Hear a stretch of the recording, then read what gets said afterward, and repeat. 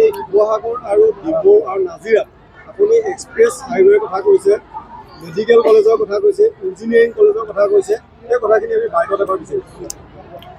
ডিমত medical college হৈ আছে, এখন জিলাত এটা মেডিকেল কলেজ, এখন ইঞ্জিনিয়াৰিং কলেজ, এখন বিশ্ববিদ্যালয়।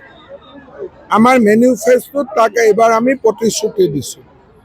শিৱসাগৰত ডেফিনেটলি খুব সোনকালে ইঞ্জিনিয়াৰিং কলেজ এখনৰো কাম আৰম্ভ হ'ব।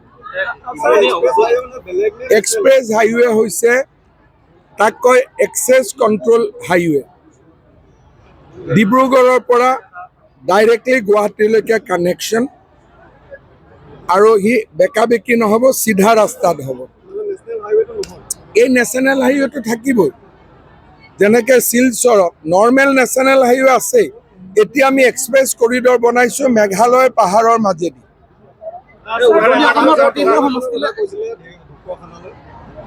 নৱদলে আৰু আমি গোটেইসকলে লাগি আছোঁ যে টেকেলি ফুটা দিচাংমুখ হৈ পেলাই আমি ঢকুৱাখানাক শিৱসাগৰৰ পৰা সংযোগ কৰিব লাগে। মই ক'লোঁ না, যি দলং লাগে এইবিলাকতো সৰু চৰকাৰে, ৰাজ্য চৰকাৰে কৰিব পৰা। মই যিবোৰ প্ৰজেক্টৰ কথা কৈ আছোঁ এইবোৰ থাউজেণ্ডছ অফ ক্ৰ'ৰ্ছ।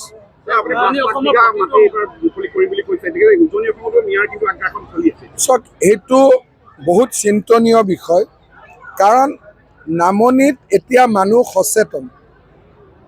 অকণমান যি মাটি ৰখি গৈছে, লাহে লাহে নামনিত মানুহে এটা প্ৰতিৰোধ এটা গঢ়ি তুলিছে।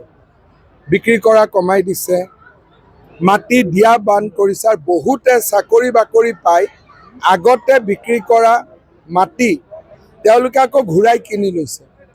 কিন্তু উজনিত ৰাজনীতি কৰা একাংশ লোকে, অখিল গগৈৰ দৰে লোকে যি ধৰণে মিয়া লোকক আমন্ত্ৰণ জনাইছে উজনিলৈকে, মই ভাবোঁ ই আমাৰ সাংস্কৃতিক কাঠামো, ৰাজনৈতিক কাঠামো, অৰ্থনৈতিক কাঠামো ভাঙি দিব। দুখীয়া মানুহক যদি অখিল গগৈয়ে সঁচাই সহায় কৰিব খোজে, মিয়াৰ মাজতো দুখীয়া থাকিব। ক'ব লাগে যে নামনিত আমি উদ্যোগ কৰিম, নামনিৰ মানুহ নামনিত থাকিব, উজনিত উদ্যোগ কৰিম, উজনিৰ মানুহ উজনিত থাকিব। নামনিৰ পৰা উজনিলৈ মানুহক নিমন্ত্ৰণ কৰাৰ কাৰণ কি থাকিব পাৰে, এক্সেপ্ট ভোট বেংক, যে আমি ইয়াত এটা ডেডিকেটেড ভোট বেংক বনাব খুজিছোঁ। মই যদি অখিল গগৈ জেগাত থাকিলোহেঁতেন, যদি মই ক'লোহেঁতেন সকলো মিয়া বাংলাদেশী নহয়, তেতিয়াও মই মিয়াক উজনিত নামাতো।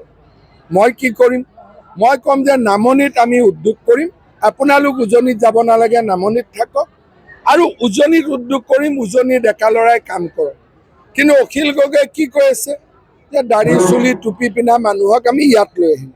তাৰমানে উদ্দেশ্য কৰ্ম সংস্থাপন নহয়, উদ্দেশ্য এটা ভোট বেংক তৈয়াৰী কৰা, যে শিৱসাগৰত 20,000, ডিমৌত 20,000, নাজিৰাত 20,000, যাতে ৰাজনীতি চলি থাকে। ইয়াত কোনো অৰ্থনীতি আৰু মানৱ নীতি জড়িত নাই।